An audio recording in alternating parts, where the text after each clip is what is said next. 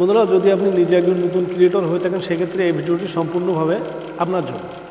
তার কারণ আমরা যখন একটা চ্যানেল ক্রিয়েট করি আমাদের বিভিন্ন ধরনের ভুল হয়ে থাকে, এটি একটি তার ভিতরে মারাত্মক বড় ধরনের ভুল। এই ভুল সম্পর্কে আজকে আমরা আলোচনা করবো, সঙ্গে থাকুন।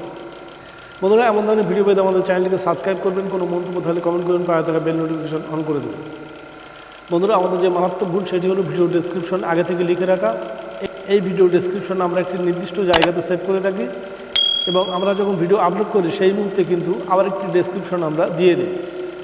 বন্ধুরা, এই মুহূর্তে আমরা দুটি সেকশন পেয়ে গেলাম। একটি হলো আগে থেকে ভিডিও ডেসক্রিপশন লিখে রাখা, সেভ করে রাখা, আর একটি হলো আমরা যখন ভিডিও আপলোড করি সেই মুহূর্তে ডেসক্রিপশন লেখা।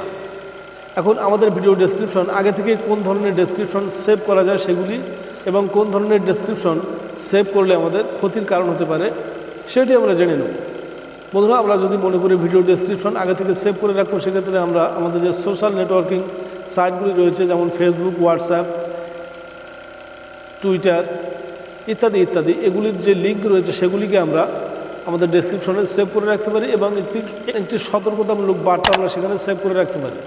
তাই বলে আমরা আমাদের যে ভিডিও ডেসক্রিপশন আমরা লিখি সেই ভিডিও ডেসক্রিপশন একটা নির্দিষ্ট সময়ের জন্য আমরা সেভ করে রাখতে পারি না। তার কারণ আমি যখন একটা ভিডিও পাবলিশ করব সেখানে একটা ডেসক্রিপশন আমি লিখছি এবং আরেকটি ডেসক্রিপশন আমার আগে থেকে সেভ করা আছে, দুটো মিলিয়ে আমাদের কিন্তু ক্ষতির কারণ হয়ে দাঁড়াবে। চ্যানেল বন্ধুরা, একটি সময়ের জন্য কিন্তু চ্যানেলটি ক্ষতির মুখে পড়বে। বাড়তি করে আমরা ভিডিও ডেসক্রিপশন কিন্তু সেভ করে রাখবো না। ভিডিওটি দেখার জন্য অনেক অনেক ধন্যবাদ। জয় হিন্দ।